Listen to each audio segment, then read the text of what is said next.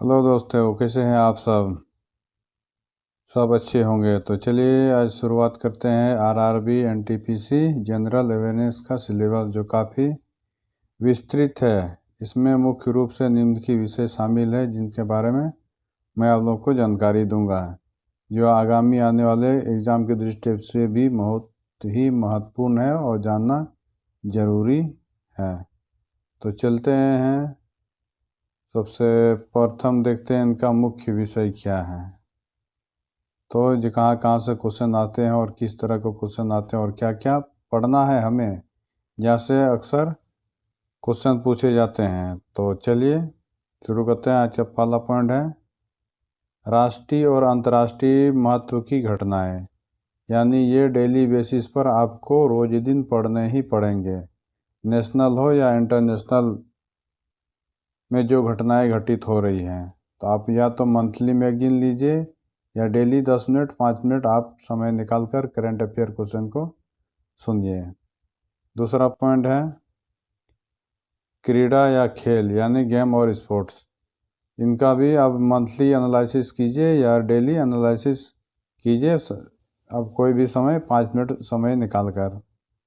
दिन भर में कौन कौन सा स्पोर्ट हुआ, कौन सा इवेंट हुआ, कौन जीते कौन हारे, कौन कौन सा इवेंट चल रहा है, तो इनके बारे में भी आपको जानकारी अपडेट रखनी पड़ेगी। तीसरा है आपको भारत की कला और संस्कृति, यानी इंडियन कल्चर और आर्ट क्या है, किस पेंटिंग, यानी इसका कहने का मतलब हुआ कि किस पेंटिंग में इंडिया को क्या मिला, उसकी क्या वैल्यू रही। तो ये सब क्वेश्चन भी आपको करंट अफेयर में पढ़ने पड़ेंगे। इसका चौथा पॉइंट है भारतीय साहित्य। भारतीय साहित्य का तात्पर्य है कि नए नए बुक लिखे जाते हैं, उनके लेखक कौन है, किसने लिखा, किस बारे में लिखा, तो उनकी जानकारी भी आपको अपडेट रखनी पड़ेगी। अगर डेली बेसिस पर नहीं हो रहा है तो आप सप्ताह या मंथली मैगजीन लेकर इनके बारे में आप पढ़ सकते हैं, इसकी जानकारी ले सकते हैं। अगला प्रश्न है भारत के स्मारक और स्थान, यानी इंडिया में जो मौजूद है महल, प्लेस, पैलेस, ठीक है, ये मोनूमेंट अकबर, बाबर, इब्राहिम या अंग्रेज़ों के द्वारा ऐसी जगह का निर्माण कराया गया जो आज एक स्मारक के तौर पर याद किया जाता है। उन बीती हुई यादों को किसी के याद में बनाया गया है, किसी का मकबरे हो सकता है, किसी का मदरसा हो सकता है, किसी ताजमहल हो सकते हैं, मंदिर हो सकती है, या उस समय की सभ्यता, कला की, संस्कृति की शिलालेख हो सकते हैं। अगला पॉइंट है आपका सामान्य विज्ञान और जीव विज्ञान। सामान्य विज्ञान का तात्पर्य है कि जो डेली बेसिस पे घटना घटित हुई, कौन सी नई वैक्सीन बनी, कौन सा नया डिजीज़ जन्म लिया, उस डिजीज़ के रोकथाम के लिए सरकार ने कौन सी वैक्सीन बनाई, इस तरह के सामान्य जानकारी आपको रखने पड़ेंगे। अगला बिंदु है भारत का इतिहास और स्वतंत्रता संग्राम, यानी इंडियन हिस्ट्री और इसके फाइटर्स जैसे, यानी फ्रीडम फाइटर्स जो हुए, जो अपने देश के लिए लड़े, उनका योगदान किस तरह रहा, उन्होंने अपने माध्यम से समाज को जागरूक करने के लिए कौन कौन सी योजना चलाई, किस तरह लोगों को जागरूक किए, अंग्रेज़ों के विरुद्ध उन्होंने कौन कौन से आंदोलन चलाए, तो इस तरह की जानकारी आपको रखनी पड़ेगी। जैसे वो हम गांधी जी की बात करें, उन्होंने सत्याग्रह आंदोलन चलाया, भारत छोड़ो आंदोलन चलाया, सविनय अवज्ञा आंदोलन हुए, इस तरह के बहुत सारे आंदोलन हुए उनके समय। उन्होंने समाज को जागरूक किया, हरिजन सभा का आयोजन किया। तो इस तरह ये हो गया भारत के इतिहास और स्वतंत्रता से संबंधित कुछ महत्वपूर्ण पहलू। अगला बिंदु है भारत और विश्व। भारत और विश्व का भौतिक, सामाजिक और आर्थिक भूगोल, यानी भारत का विश्व, यानी भारत की जो विरासत है उसकी भौगोलिक स्थिति क्या है, हमारे देश पे क्या प्रभाव है, कोई पड़ोसी या अदर कंट्री जो भी है उस पर क्या प्रभाव है, उनके सामाजिक मुद्दे क्या है, उनकी आर्थिक भूगोल किस तरह की है, वहाँ के रहन सहन, कला, कल्चर, ज्योग्राफिकल कंडीशन, वहाँ का सोशल बिहेवियर, वहाँ के समाज सुधारक कौन थे, किस तरह हुए, इस तरह उस समाज को आगे बढ़ाने का काम किया। तो ये आपको पढ़ने ही पड़ेंगे, इससे भी कुछ प्रश्न आते हैं। अगला प्रश्न बिंदु देखते हैं, भारतीय राजनीति और शासन। यानी भारतीय राजनीति और शासन का तात्पर्य है हमारा जो कॉन्स्टिट्यूशन है, हमारा जो संविधान है, किस तरह प्रशासन काम कर रहे हैं, प्रशासनिक बॉडी काम कर रहे हैं, किस तरह हमारी शासन व्यवस्था चल रही है, हमारे जनता को कौन कौन से फंडामेंटल ड्यूटीज़, फंडामेंटल राइट्स उपलब्ध हैं। तो ये आपको पढ़ने ही पड़ेंगे। अगला बिंदु देखते हैं, भारत और विश्व के समान वैज्ञानिक और तकनीकी विज्ञान, यानी अंतरिक्ष और परमाणु कार्यक्रम, यानी अंतरिक्ष यानी स्पेस में जाने के लिए साइंटिस्ट के द्वारा कौन कौन सी नई योजनाएं चलाई जा रही है, कौन कौन सी प्रोजेक्ट बनाई जा रही हैं जो भविष्य निर्माण के लिए और हमें स्पेस टेक्नोलॉजी में ग्रोथ करने के लिए, इम्प्रूवमेंट मिलने के लिए क्या क्या किया जा रहा है। ठीक, अगला बिंदु है संयुक्त राष्ट्र और अन्य महत्वपूर्ण संगठन, यानी UNO, United state of union, यानी संयुक्त राष्ट्र संघ एक संगठन है जहाँ दुनिया के सभी देश भाग लेते हैं, अपने विचार रखते हैं। तो संयुक्त राष्ट्र संघ का निर्माण हो गया था 1945 में। ठीक है, और इसके क्या क्या बॉडीज़ हैं, यानी इसके अंदर कौन कौन से ऑर्गेनाइजेशन काम कर रहे हैं, और वो ऑर्गेनाइजेशन किस तरह कंट्री को, अदर कंट्री हो या एशियन कंट्री हो या अदर कंटिनेंट में मौजूद कंट्री हो, वो किस तरह वहाँ से सहायता ले रहे हैं। जैसे अगर इसमें से मुख्य संगठन की बात करें तो IMF जो हर देश को ऋण के तौर पर पैसे देते हैं उस देश का डेवलपमेंट के लिए, विकास के लिए, यानी बहुत सारे चीज़ को चलाने के लिए। उसी में से और एक ऑर्गेनाइजेशन है WHO, वर्ल्ड हेल्थ ऑर्गेनाइजेशन।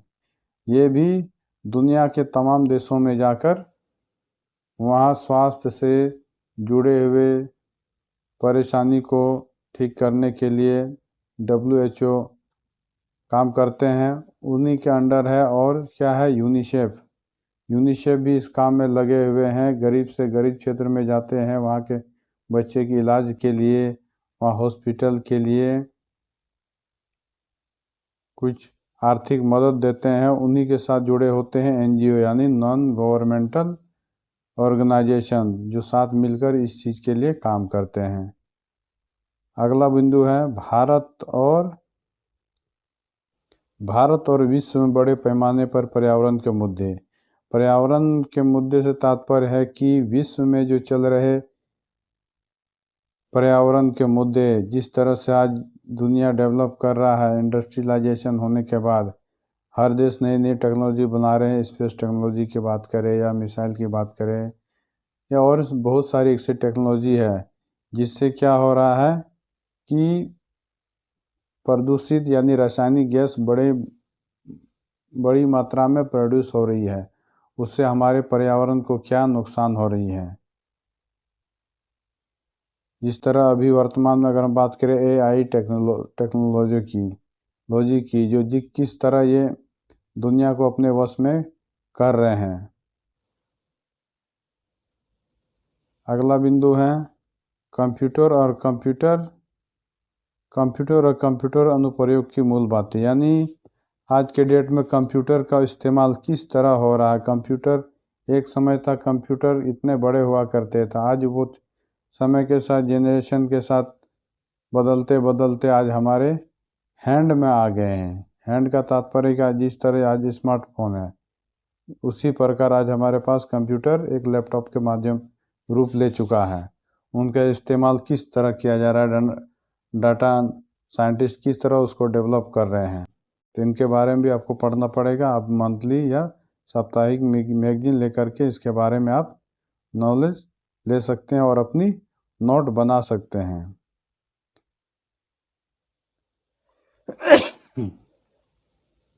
अगला बिंदु है सामान्य संक्षिप्तियाँ, अब्रेविएशन। समान संक्षिप्तियाँ का तात्पर्य है कि डेली की जो घटनाएं घटित हो रही दिन प्रतिदिन, छोटी छोटी घटनाएं हैं, लेकिन समय बीतने के साथ वो घटना बहुत ही महत्वपूर्ण इम्पोर्टेंट बिंदु बन जाती हैं। अगला बिंदु है भारत में परिवहन प्रणाली, यानी भारत में किस तरह की परिवहन प्रणाली है, किस तरह रोड ऑर्गेनाइजेशन काम कर रहे हैं, पर्यावरण मंत्रालय किस तरह रोड और पर्यावरण मंत्रालय काम कर रहे हैं, रोड का किस तरह का विकास किया जाए, पर्यावरण को कम से कम नुकसान हो। तो इस तरह के जो भी ऐप्स बनाए जा रहे हैं ये, या फिर परियोजनाएं बनाए जा रहे हैं, प्रोजेक्ट बनाए जा रहे हैं, तो ये सब चीज़ की जानकारी आपको मंथली मैगजीन के माध्यम से मिल जाएगी, या फिर आप डेली बेसिस पर करंट अफेयर्स पढ़िए, उसके माध्यम से आपको जानकारी मिलेगी। अगला बिंदु है भारतीय अर्थव्यवस्था, यानी हमारी इंडियन इकोनॉमिक, जिस तरह का हमारा शेयर मार्केट है कि हमारे देश से कौन सा चीज़ इंपोर्ट हो रहा है, हम क्या एक्सपोर्ट कर रहे हैं और क्या इंपोर्ट कर रहे हैं, हमारे शेयर मार्केट की स्थिति क्या है, सोना का दाम, चांदी का दाम, बहुत तरह की ऐसी चीज़ें हैं, वस्तुएं हैं जिसका हम विदेश से भी आयात करते हैं, और बहुत सारी ऐसी चीज़ें हम चीज़ को निर्यात भी करते हैं। तो ये हमारी भारतीय अर्थव्यवस्था के अंतर्गत आता है, उसकी जानकारी हमें डेली करंट बेसिस पर भी मिल जाता है। अगला बिंदु है भारत और विश्व की प्रसिद्ध हस्तियाँ, यानी इंडिया की या विदेश की प्रसिद्ध हस्तियाँ से तात्पर्य है अब एक्टर एक्ट्रेस की, जो उसको कौन कौन से अवार्ड्स मिले, उन्होंने समाज के लिए क्या योगदान दिया और क्या योगदान दे रहे हैं, इस तरह की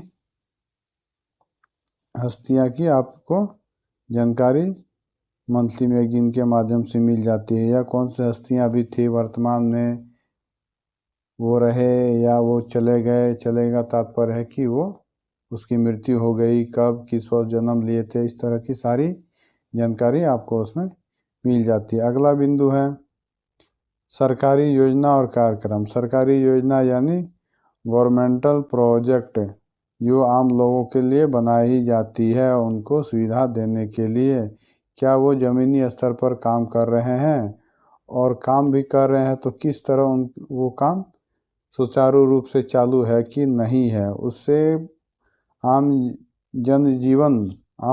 जनता को कितनी लाभ मिल रही है और कितनी लाभ होने वाली है। तो सार सब आपको ये सरकारी योजना और कार्यक्रम के माध्यम से आपको जानकारी मिल जाती है। अगला है भारत की वनस्पति और जीव। वनस्पति और जीव से तात्पर्य भारत में किस तरह की वनस्पति पाई जाती है, कि किस प्रकार के जीव पाए जाते हैं। वनस्पति से तात्पर्य कि पेड़ पौधे, आयुर्वेदिक पेड़ पौधे भी हो सकते हैं, जो हो सकता है भारत में हो, विदेश में वो चीज़ नहीं हो। जीव जंतु कि भारत में कौन सा जीव दुर्लभ होते जा रहे हैं, आज के डेट में वो है कि नहीं है, तो उनकी सारी डिटेल रखी जाती है। जिस तरह आज हम कहें कि उल्लू, बड़े सर वाले उल्लू, आज के डेट में ये लगभग विलुप्त हो चुके हैं, कहीं कहीं पर ही आपको देखने को ये मिलते हैं, एक तरह का विलुप्त प्राणी हो गया। और जीव की बात करें तो जैसे हो गया आपको गिद्ध, आज के डेट में गिद्ध सिर्फ नाम मात्र का गिद्ध रह गया है। आज पूरे भारत में लगभग आपको उत्तर भारत या पूर्वोत्तर भारत क्षेत्र में इक्का दुक्का कहीं देखने को मिलेगा, क्योंकि उनकी संख्या विलुप्त हो चुकी है काफ़ी तादाद में। इसके बाद और एक पक्षी है गरुड़, ये भी एका दुक्का ही अपवाद रेयर देखने को मिलता है, इनकी तादाद भी काफ़ी कम हो चुकी है। इसके बाद और है भारत के महत्वपूर्ण सरकारी और सार्वजनिक क्षेत्र के संगठन। सरकारी संगठन के साथ साथ सार्वजनिक क्षेत्र के संगठन हैं, जैसे भेल, सेल, नाल्को, टाटा, टिस्को, ये सब सार्वजनिक क्षेत्र के कंपनी है। वो हमारे गवर्नमेंटल बॉडीज़ के लिए क्या योगदान दे रहा है, उससे गवर्नमेंट को क्या प्रॉफिट हो रही है, ये सब सारी जानकारी इनके माध्यम से प्राप्त हो जाती है कि उन्होंने नई नई क्या मैन्युफैक्चरिंग की है जो आम आदमी के जीवन में परिवर्तन ला सके। तो आज का टॉपिक्स आप लोग को कैसा लगा कमेंट कीजिए, बताइए। ठीक है, जो हमने कोशिश की आरआरबी, एनटीपीसी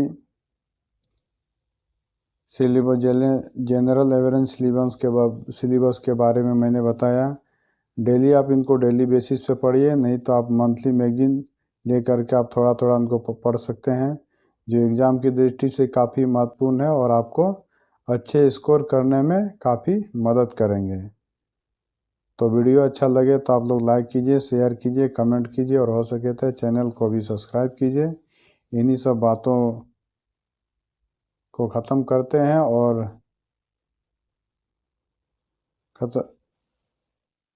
ख़त्म करते हैं और आप लोग कहते हैं कि अगर जॉब लेना है तो मेहनत करनी पड़ेगी, तैयारी करनी पड़ेगी। मैं भी एक एम्प्लॉय हूँ, मैंने भी काफ़ी मेहनत की है और हमारी भी एम्बिशन है कि इनसे कोई बेहतर करूँ। तो मैंने ये सोचा कि मैं तो कर ही रहा हूँ, क्यों ना ये ज्ञान को भी मैं अपने दोस्तों यारों के साथ, मेरे जैसे और भी विद्यार्थी जो तैयारी कर रहे हैं उनको भी मदद मिल जाए। तो इसीलिए मैंने कोशिश की, एक छोटी सी कोशिश है हमारी कि मेरे साथी भाई बंधु भी पढ़े जाने। इन सब बातों के साथ मैं यही अलविदा लेता हूँ। जय हिंद, जय भारत।